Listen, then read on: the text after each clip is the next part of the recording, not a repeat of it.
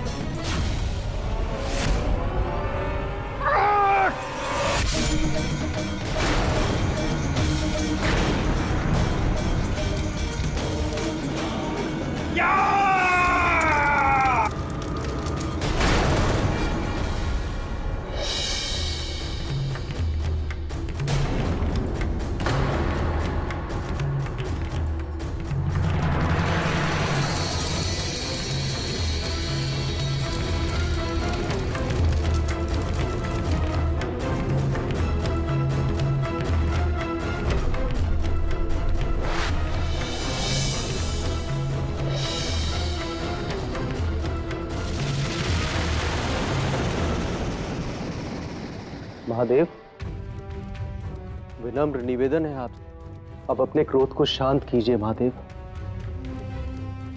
देखिए कितना प्रलयकारी दृश्य है ये।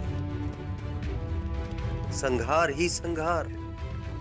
क्रोध को शांत कीजिए महादेव, शांत कीजिए, अन्यथा इस सृष्टि का विनाश हो जाएगा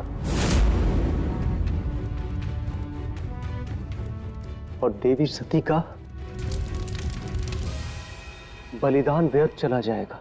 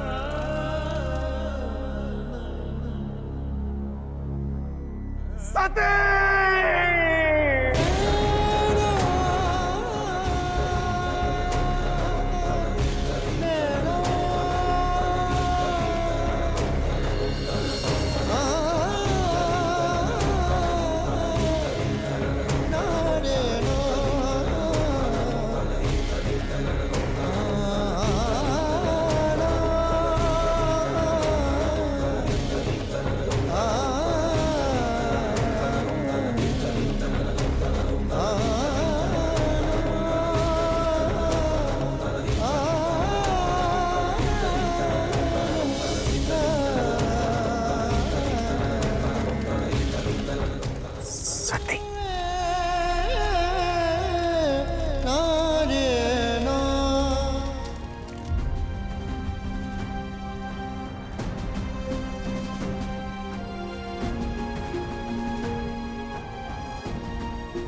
हे जगत जननी, दर्शन दे माते और इस घोर संकट का समाधान करें।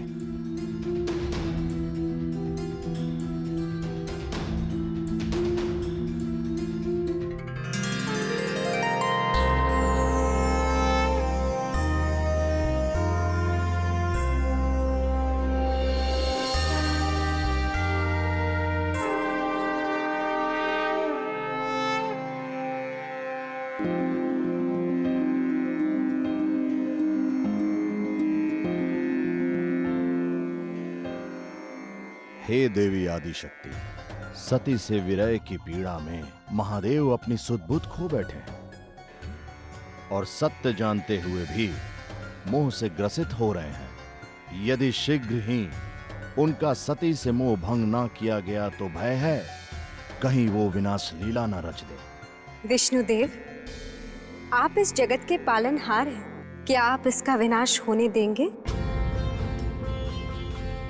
क्या आप इसे अपना संरक्षण नहीं देंगे? आज्ञा दीजिए जगत कल्याणी, मुझे क्या करना होगा?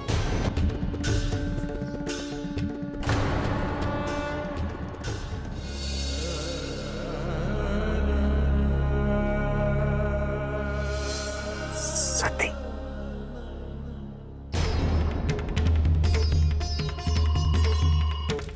सती।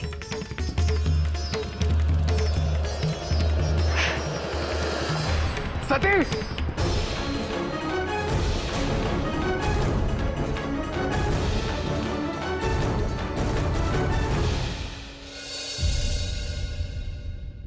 ये कैसी विडंबना है प्रभु? देवी सती ने केवल अपने पिता के अहंकार को भंग करने के लिए इतना बड़ा बलिदान क्यों दिया?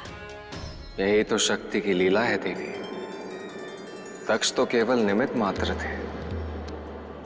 जगत कल्याण के लिए आदि शक्ति को साक्षात रूप से इस संसार में स्थापित होना था, ताकि वो धर्म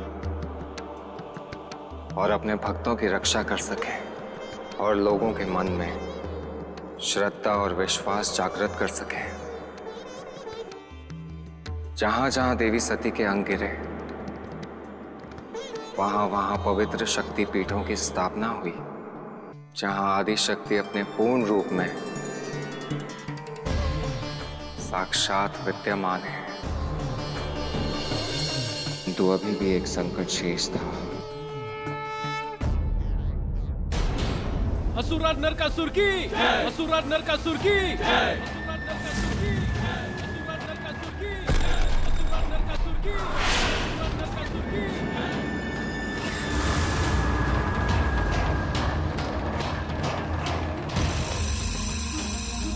असुर नरकासुर की, असुर नरकासुर की, असुर नरकासुर की, असुर नरकासुर की।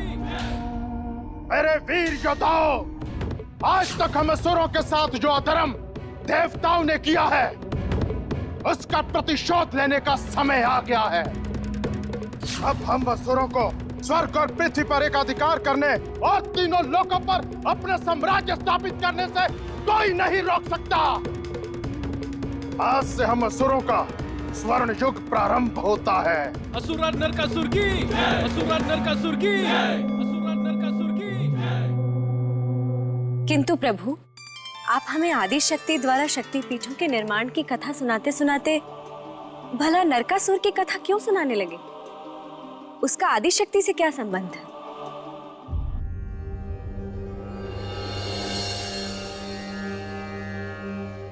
संबंध है देवी, वही संबंध जो अंधकार का प्रकाश के साथ होता है। आदि शक्ति के भय से सब असुर पृथ्वी और स्वर्ग लोक छोड़कर पाताल लोक में रहने लगे, सही अवसर की प्रतीक्षा में। कैसा अवसर प्रभु?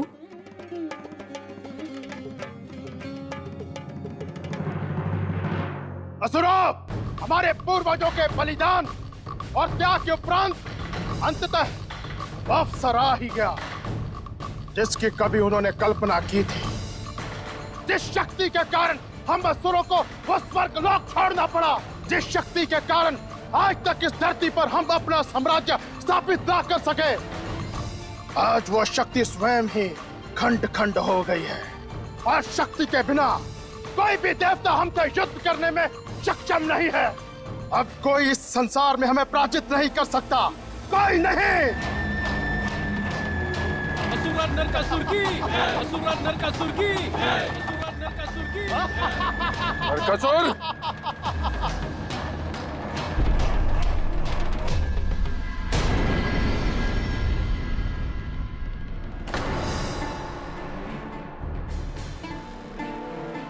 दैत्य गुरु शुक्राचार्य यहाँ?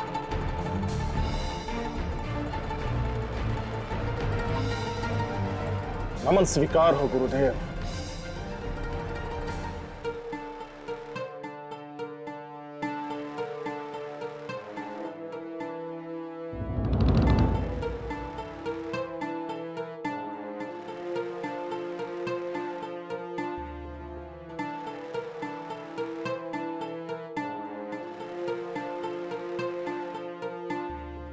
असुरराज नरकासुर, यदि तुम्हें लगता है कि शक्ति खंडित होकर संपूर्ण रूप से समाप्त हो गई है तो यह तुम्हारा भ्रम है।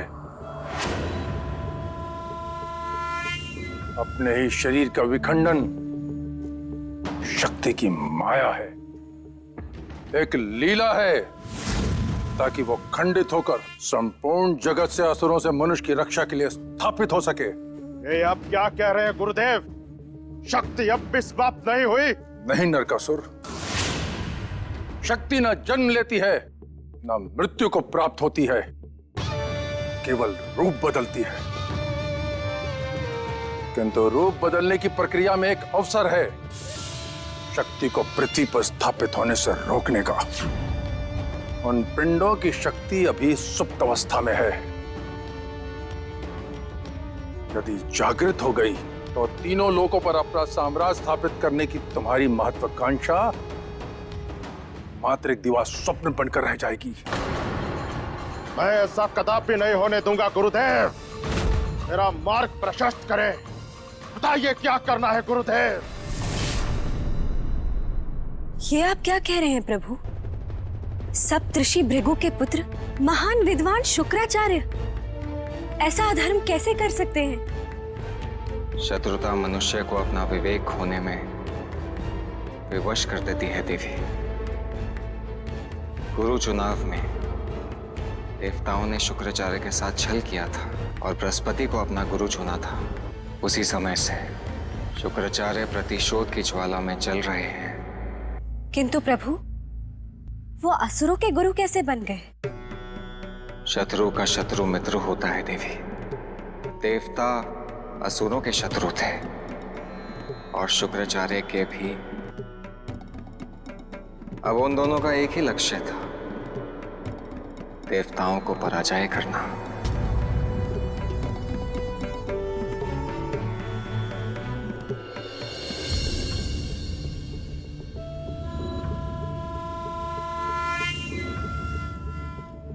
ये कार्य इतना सहज भी नहीं है असुरराज नरकासुर। इस बात का सदा स्मरण रहे कि देवता तुम्हारे कार्य को कदापि पूर्ण नहीं होने देंगे। अपनी माया, छल और बल से तुम्हारे इस कार्य में अवरोध उत्पन्न अवश्य करेंगे। आप निश्चिंत रहिए गुरुदेव। देवताओं में इतना बल नहीं रहा कि वो नरकासुर के समक्ष ठहर सके। जाओ और जाकर उन शक्ति के पिंडों को जागृत होने के पूर्व ही खंडित कर दो। समूल नाश कर दो उन पिंडों का। तुम्हारे पूर्वज इस महान कार्य में तुम्हारा मार्ग प्रशस्त करें।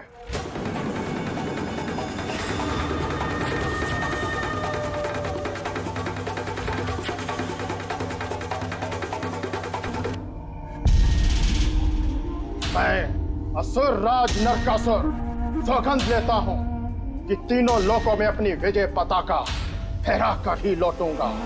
असुराज नरकासुर की असुराज नरकासुर की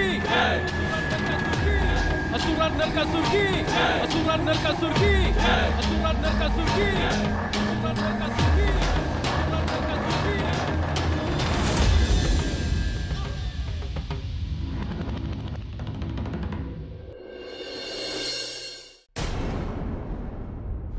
क्या?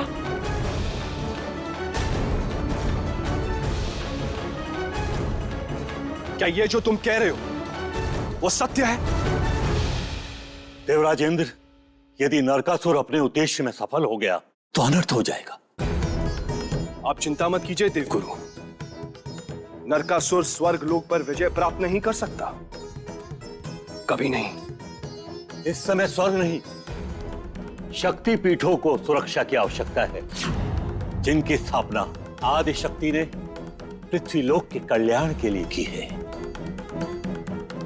मत भूलिए देवराज कि देवताओं और स्वर्ग लोक का अस्तित्व पृथ्वी लोक के लिए है। मनुष्य द्वारा की गई पूजा अर्चना और यज्ञ से ही देवताओं को शक्ति प्राप्त होती है। यदि धरती से धर्म कर्म का नाश हुआ तो देवताओं का अस्तित्व संकट में आ जाएगा देवराज।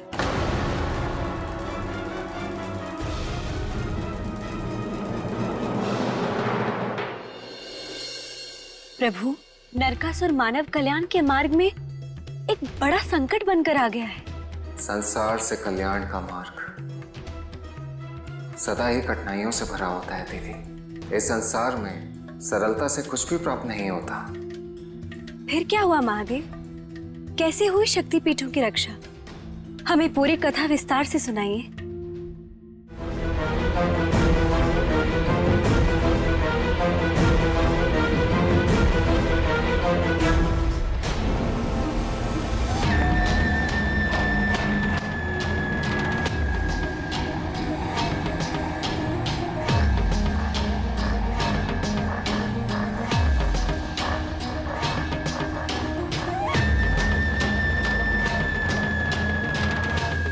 नरकासुर की असुराज नरकासुर की असुराज नरकासुर की।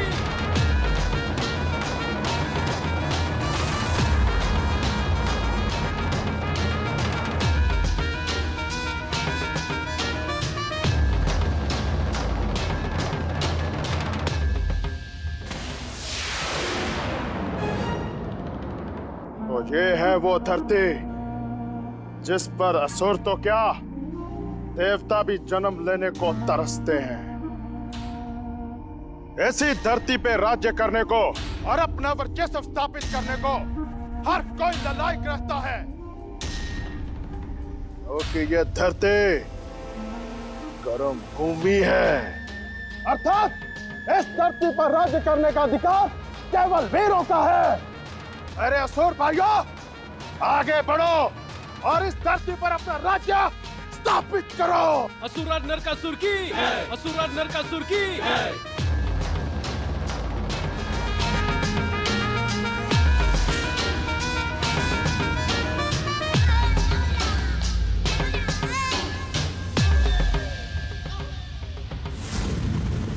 यदि नरकासुर मेरे दिखाए मार्ग पर इसी प्रकार चलता रहा तो वो दिन दूर नहीं जब पृथ्वी पर केवल असुरों का राज होगा।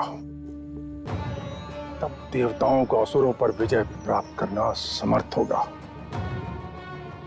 और देवों को मेरे समक्ष अपनी पराजय स्वीकार करनी होगी।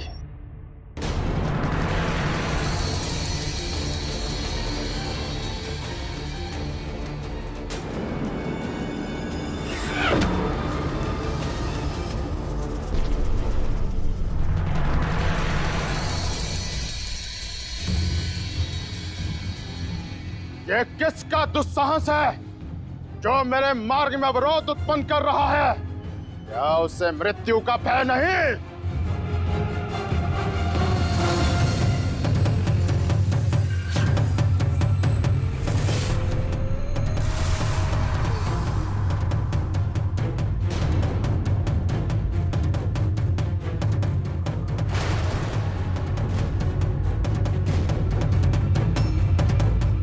जानता था कि तुम मेरा मार्ग निश्चित ही रोकोगे देवराजेंद्र।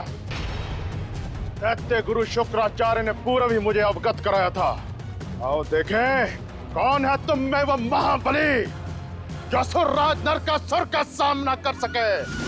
सावधान नरकासुर, ये धरती मनुष्य की धरोहर है। जिस तरह देवताओं के लिए स्वर्ग लोक का राज्य है और असुरों के लिए पाताल लोक का, उसी तरह इस धरती पर मनुष्य जाति का ही अधिकार है।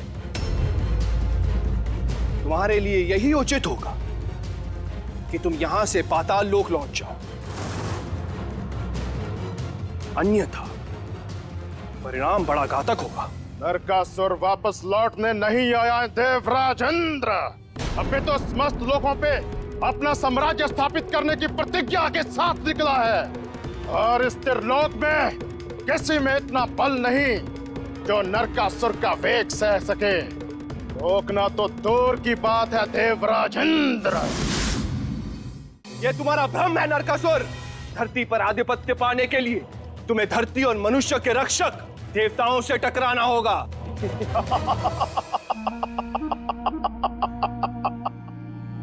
आनंद आएगा। तुम देवताओं को अपने पांव तले चींटी की तरह मसलने में बहुत आनंद आएगा। आज मैं उन शक्ति पिंडों को नष्ट करने से पूर्व तुम देवताओं का ही समूल नाश कर दूंगा। प्रयास करके देख लो नरकासुर। आक्रमण!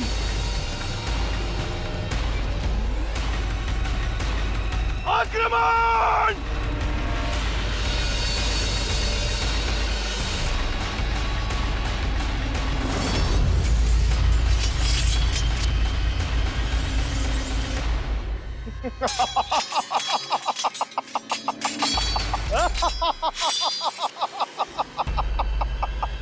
अरुण देव,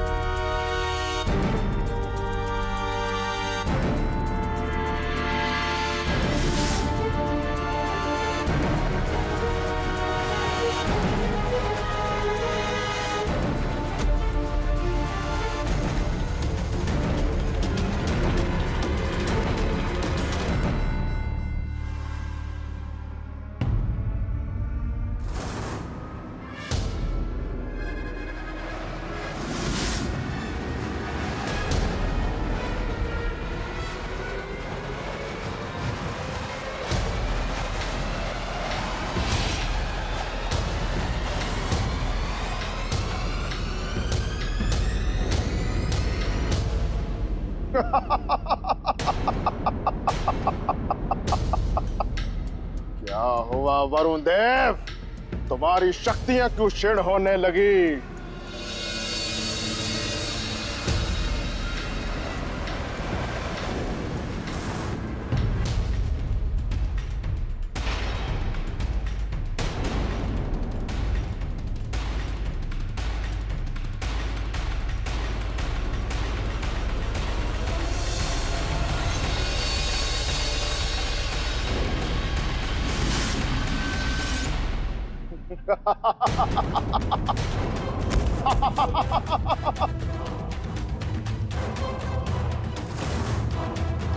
अग्निदेव,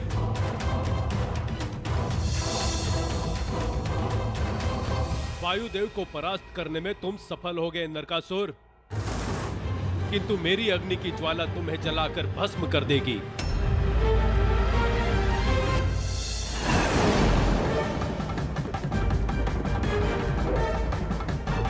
अग्निदेव!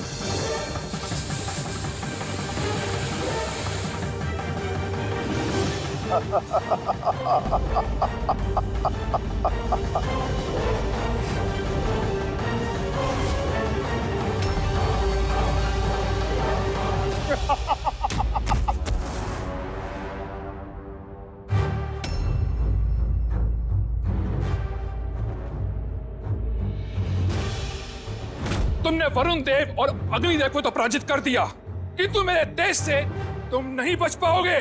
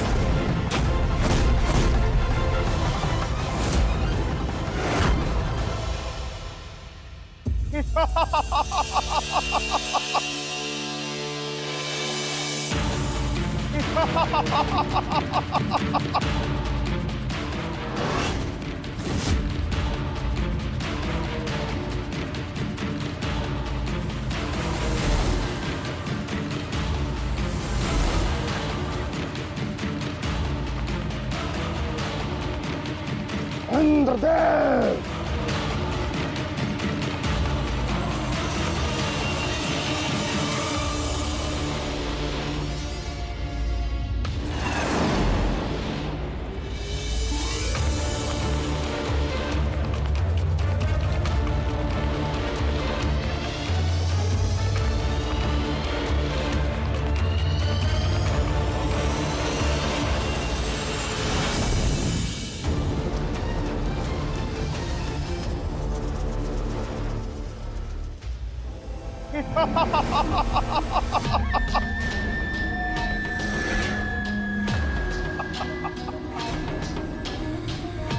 ये कैसा छल है? नरकासुर का मायावी जाल। किंतु इन मायावी रूपों में से वास्तविक रूप कौन सा है?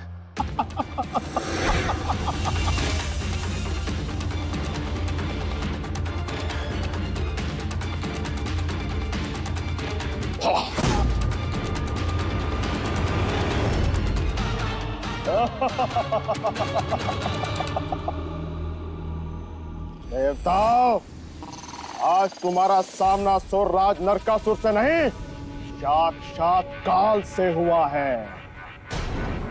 देवराज, हम सभी देवता इस नरकासुर की शक्तियों का सामना नहीं कर पा रहे हैं। यहां से पलायन करना ही उचित होगा। आप सत्य कह रहे हैं सूर्यदेव। नरकासुर को पराजित करने के लिए हमें कोई दूसरा उपाय सोचना होगा।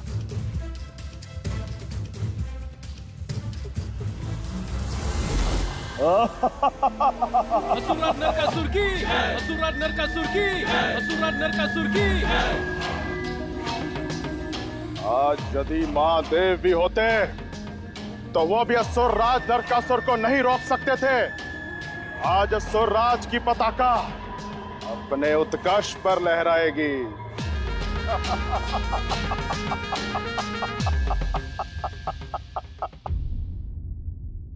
अब हमें इस संकट से माता आदिशक्ति ही बचा सकती है, किंतु वो है कहां? वे तो सृष्टि के कण कण में विराजमान हैं।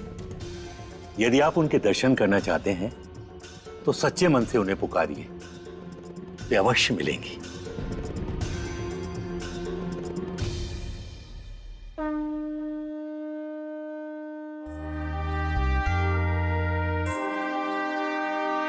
या देवी सर्वभूतेषु विष्णुमायेति शब्दिता नमस्तस्यै नमस्तस्यै नमस्तस्यै नमो नमः। हे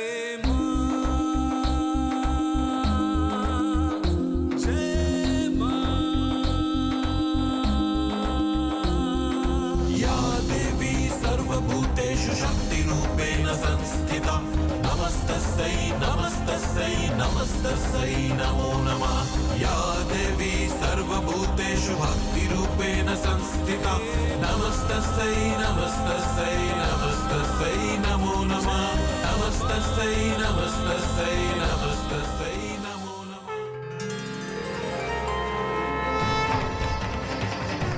शक्ति स्वरूपण जगदीश्वर माता आदिशक्ति को हम देवताओं का नमन।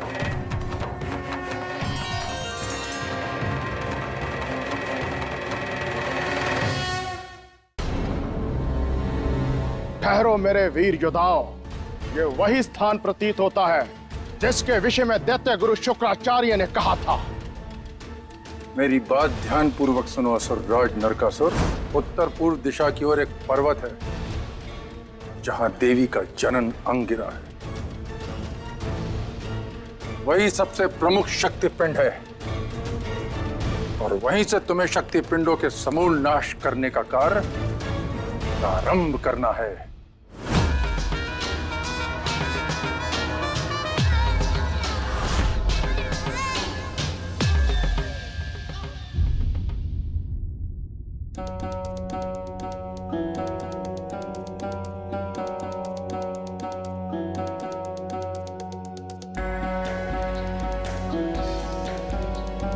आप सभी देवगण यहाँ कैलाश पर?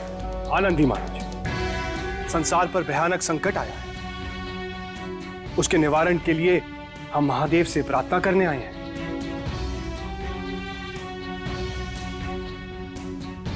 नहीं देवेंद्र, मैं आपको महादेव से भेंट करने नहीं दे सकता।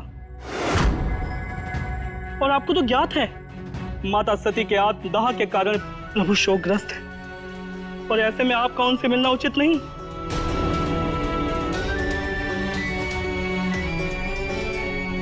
किंतु नंदी महाराज, हमारे पास और कोई उपाय नहीं है। नरकासुर अपने भयानक सेना के साथ शक्ति पिंडों को नष्ट करने के लिए नीलांचल पर्वत की ओर बढ़ चुका है। यदि उसे इस समय रोका ना गया तो सर्वनाश हो जाएगा। किंतु देवेंद्र, यदि महादेव का तीसरा नेत्र खुल गया तब भी तो सर्वनाश हो जाएगा ना।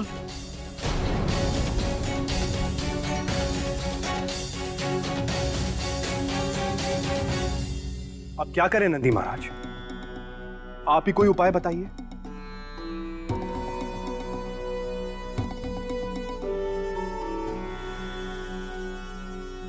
एक उपाय है देवेंद्र।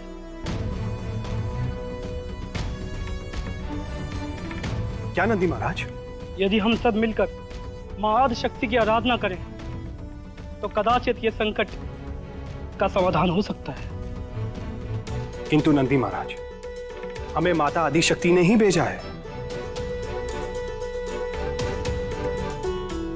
मैं आपकी मन की व्यथा जानती हूँ, और मैं ये भी जानती हूँ कि आपकी यह दशा मेरे ही शक्ति पिंडों को बचाने के संघर्ष से हुई है। किंतु माता, हम भी शक्ति पिंडों की रक्षा करने में सक्षम नहीं हो पा रहे। हमें आपके सहायता की आवश्यकता है। किंतु इस विषय में मैं आपकी कोई भी सहायता करने में असमर्थ हूं।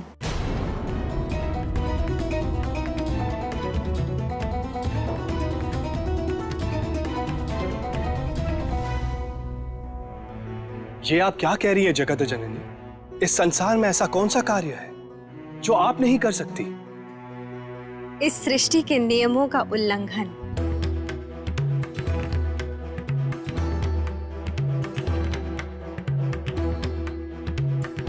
माता, ये सृष्टि और इसके नियम दोनों आप ही के तो बनाए हुए हैं।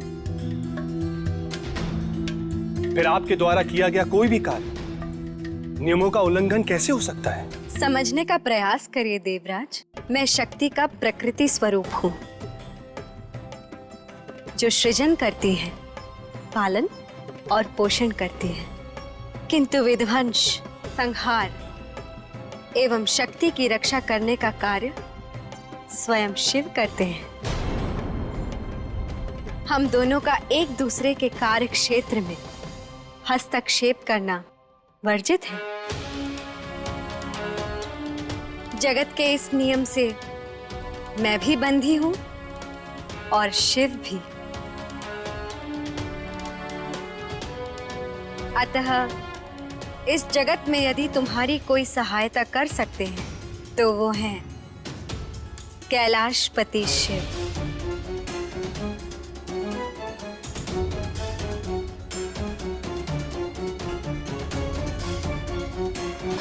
परंतु महादेव माता सती के वियोग के शोक में डूबे हुए हैं। वे इस समय अखंड योग निद्रा में हैं। यदि इस स्थिति में उन्हें जगाया गया तो प्रलय आ जाएगी। मुझे ज्ञात है देवगण कि महादेव गहन शोक में हैं। किंतु ये उनकी आंशिक प्रवृत्ति है। जो उनका भैरव रूप है वही उनका वास्तविक रूप है, जो इस संसार में धर्म का रक्षक है।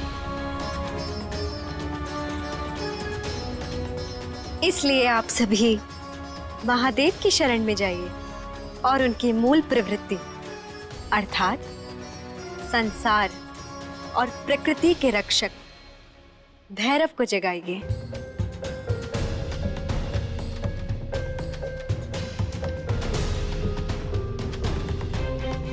यदि मां आदिशक्ति ने स्वयं आपको यहाँ भेजा है तो संभवतः यह सही मार्ग ही होगा। आइए देवराज, चलिए। महादेव की शरण में तो हम आ गए, किंतु ऐसा क्या उपाय करें कि वो जाग जाएं और क्रोधित भी ना। महादेव इस संसार के पिता समान है। हम सबको बालक बनकर इनका आह्वान करना होगा, और कोई भी पिता अपने बालकों की विनती पर कभी क्रोधित नहीं हो सकते।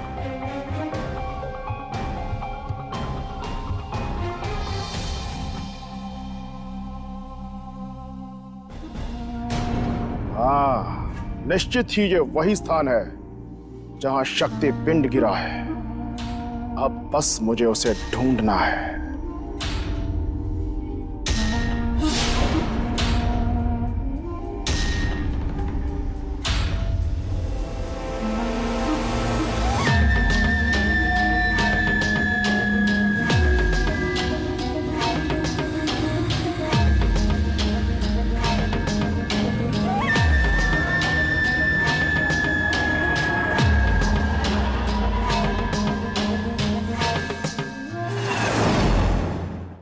तो ही वो सती का पिंड है जो संसार में असुरों का संहार करने के लिए अनंत काल के लिए स्थापित किया गया है। देखता हूं कौन करेगा तेरी रक्षा।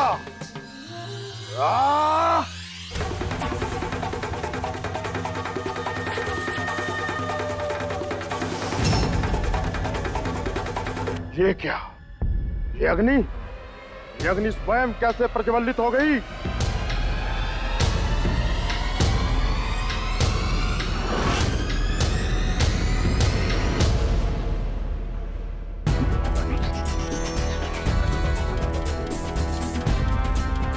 नरकासुर के खड़ग को भस्म करने की शक्ति किसी में भी नहीं।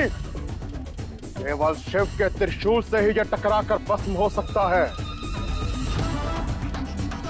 प्रतीत होता है इन पिंडों में स्थापित शक्ति के जागरण से दैत्य गुरु शुक्राचार्य अभी तक अनभिज्ञ है।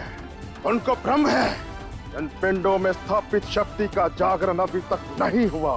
महाराज, इस अग्नि के रहते हम कभी भी इस पिंड को खंडित नहीं कर पाएंगे। आज नरकासुर इस पिंड का ही नहीं समूचे पर्वत का विनाश कर देगा। मेरे वीर योद्धाओं, समूचे नीलाचल पर्वत को जड़ से उखाड़ कर पाताल ले जाओ।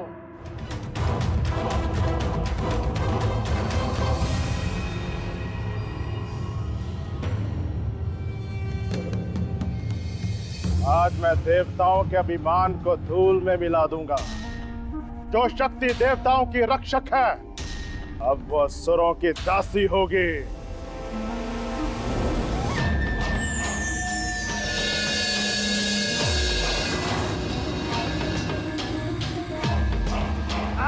नरकासुर, तुम जिस मार्ग पर चलने का प्रयास कर रहे हो वो अधर्म का मार्ग है। मेरे किसी एक पिंड को नष्ट करके तुम यदि ये समझते हो कि तुम मेरे समस्त अस्तित्व को समाप्त कर दोगे तो ये तुम्हारी अज्ञानता है। यदि तुम ये विध्वंस का कार्य छोड़कर अपनी असीम शक्ति को सृजन के कार्य में लगाओ तो तुम्हारा कल्याण होगा।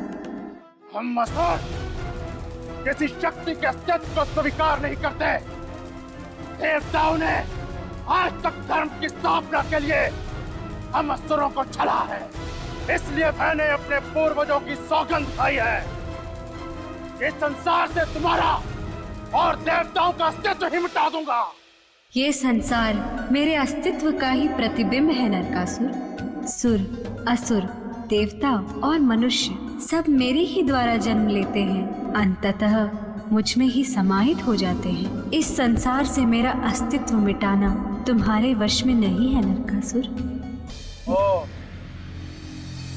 यदि ऐसा है तो फिर मैं तुम्हें खंडित ना करके इस नीलांचल पर्वत के भाग को ही पाताल लोक ले जाऊंगा, जहां ये तुम्हारा शक्ति पिंड गिरा है, और तुम अनंत काल के लिए पाताल लोक में स्थापित हो जाओगी।